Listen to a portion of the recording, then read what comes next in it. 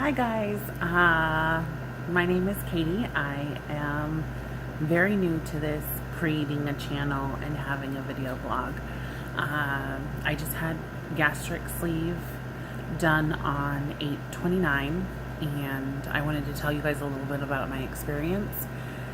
The reason why I decided I was going to do a blog, even though there are lots of them already out there, I enjoyed watching them before my surgery, kind of giving me an idea of what to expect, as well as how to prepare my house for it. I didn't see some things that I feel like I would have wanted to see, so that's why I did decide to create myself a little channel here. I talked to my husband about it, and here we go. So I am 6 days post-op today. My highest weight was 366 pounds documented. And then I wasn't required to do a pre-op, but I did my own little pre-op diet, I would say. I just ate breakfast Monday morning, and then Monday afternoon I had a protein shake, and for dinner I had a protein shake, and then I had a whole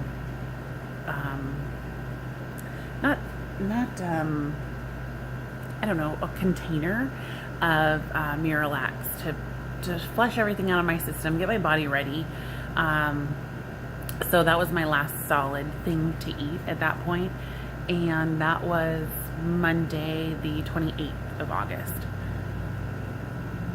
So the reason why I felt like there are some things that I wanted to talk about that maybe other people didn't actually talk about is kids. I didn't hear anyone going through this surgery actually talking about what their life was like, especially with the other people in their household. You know, people talk about how their relationships change.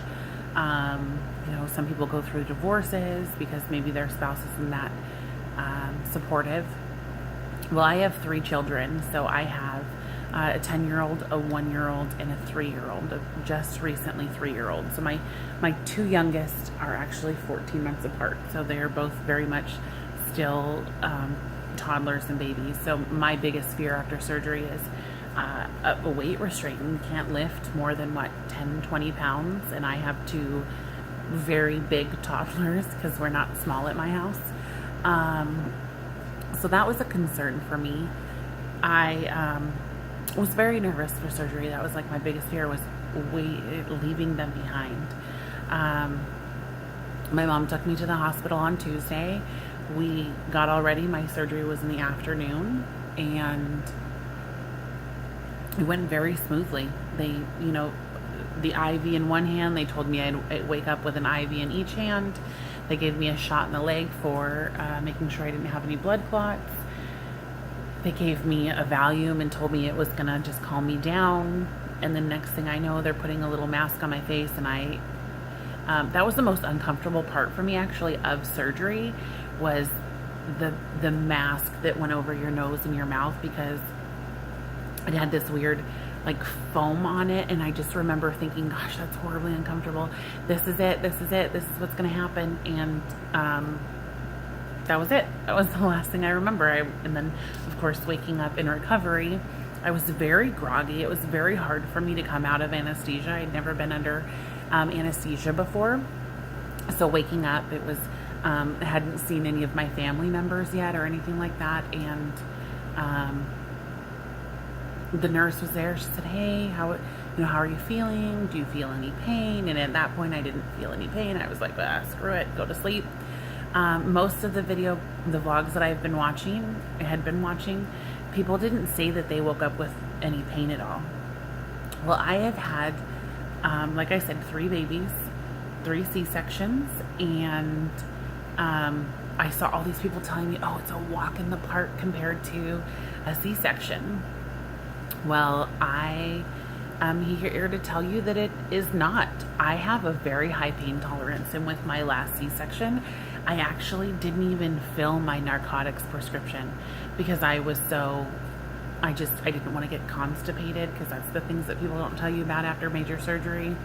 There were certain things that I was worried about having problems with, so I opted to not take medication for pain for my third C-section.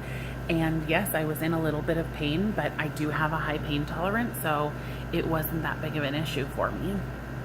So when I woke up out of surgery, and I also had my gallbladder removed at the same time, so maybe I should mention that.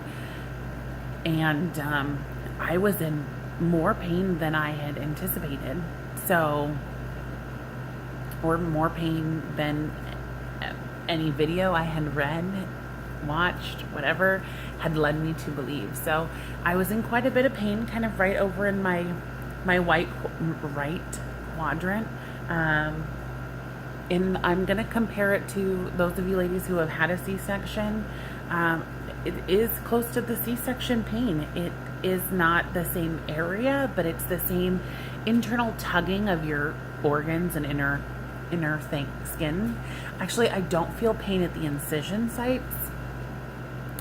I do have this weird little kind of sink in where the incision is that they took my stomach and gallbladder out of, which I thought is kind of strange. It is almost comical to me, like there's nothing holding it in anymore, so it's kind of just this indent. So that's my story. I've now stayed one night in the hospital. I pretty much just, the weird thing is I don't want to say I was like paying possum. And like I said, it was my mother with me at the hospital during my procedure because my husband was unable to get off work that day. So my mother stayed with me. She said it did take about an hour and a half for the procedure, and then I was in recovery, and then she came into the room, and then my husband got there after he got off work. My brother came to visit, and I remember all of this, and I remember the conversations that they were talking about. I just was unable to like open my eyes and respond to them. It was very strange because I was taking it all in mentally, but I was just so tired and so out of it that I was in some other la la land. So I remember, immediately they want to give you pain medicine, and it was some little pink liquid, and I kind of sipped it down because I was so afraid that I was going to take like a large sip and really hurt my new pouch. So I sipped it down and immediately threw it up, and I'm like, this is it. I'm going to just throw up for the next 10 hours. It's going to be miserable. So I did throw up one time, which is not very pleasant when you're in pain, but and if you do throw up your pain medicine, they don't turn around and give you more pain medicine because they have no idea how much actually stayed in there. So I took a pain medicine that's supposed to last 6 hours until I get another pain med, or 4 hours, and threw it all up. And then they were like, "Oh, sorry, you can't have any more." So, and then they gave me some anti-nausea stuff. I had a patch behind my ear, and that was the last time I threw up. It was okay. I was able to sip water. I found that I didn't like the ice chips water. I wanted like room temperature water. So I did wait for the ice chips to melt, and then it got to be room temperature, and then I was able to drink all of my fluids pretty much with ease, as long as I was remembering to drink my fluids, or if somebody would kind of like tap me and tell me to drink my fluids. So I did. Stayed one night in the hospital. Wham bam, thank you, man. We were pretty much out of there 24 hours after my first incision was made. I got home. The doctor, had no problems filling my prescriptions. So I do know a couple of different things. So two of my very good friends have had the same surgery. Both of them have gone to different doctors than I went to. They went to the same one. I went to a different surgeon. So things are very different when it comes to experiences. They were told to take like Prilosec 2 to 3 times a day, depending on the stomach acid. And mine told me, here's an anti-nausea medicine, and here's some pain medication, and then I have a thyroid issue. So I take levothyroxine once daily. With that being said, I had to smash it. So I was told to smash my pills, mix them with water, drink them down. I should not have anything solid at all as far as pill-wise for at least a month. They were told complete opposite. So they were like, just take them down. They're taking Vicodin, whole pills. So that's kind of different there. Another thing that's very different between my experiences, my friends' experiences, is their pre-op diets. Like I said, I didn't have a pre-op diet at all. My surgeon just asked that I didn't go to a buffet and have like my funeral the night before. So I did not do that. But I did, the colon cleanse, I think for kind of self-punishment, I guess.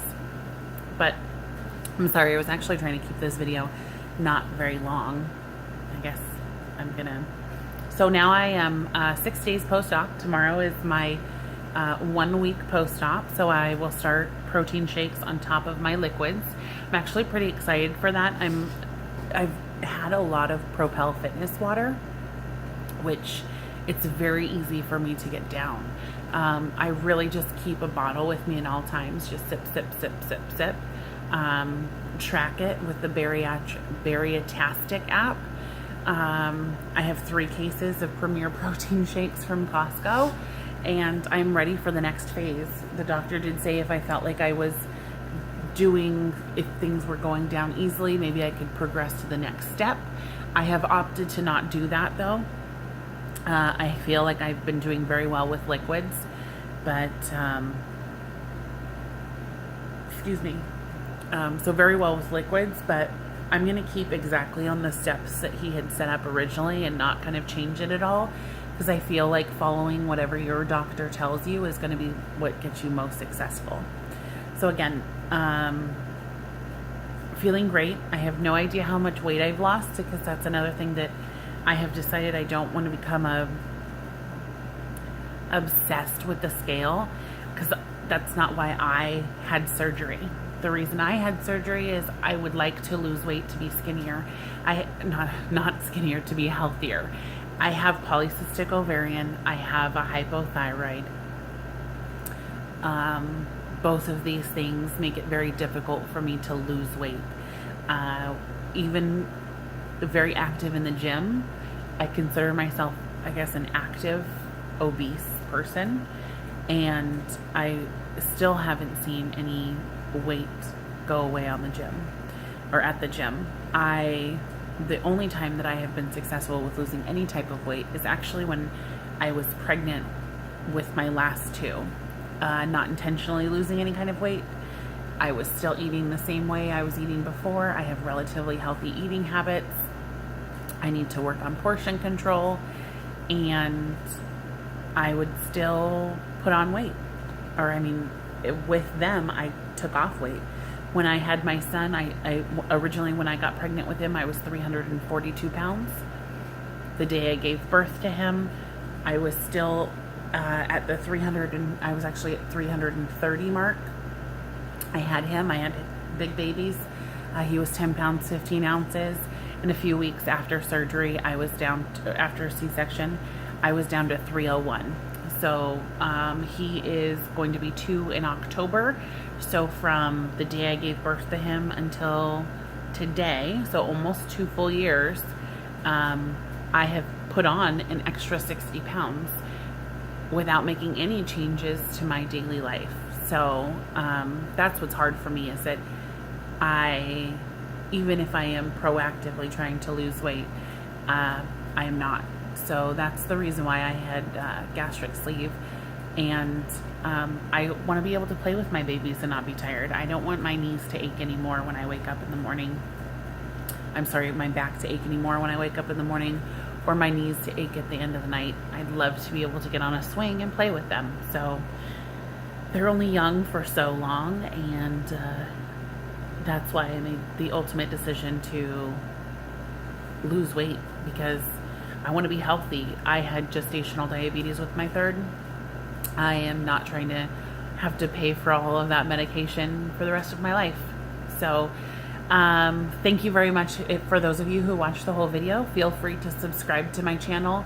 I will be updating. Like I said, I will be trying to update at least weekly as the phases start. I will be starting to weigh myself, just haven't yet. I understand that there's lots of swelling, and I don't want to be obsessed with the scale, because that's not why I decided to have weight loss surgery in the first place. So Bless you all, and it's a fantastic adventure, and I hope you all have and enjoy your own.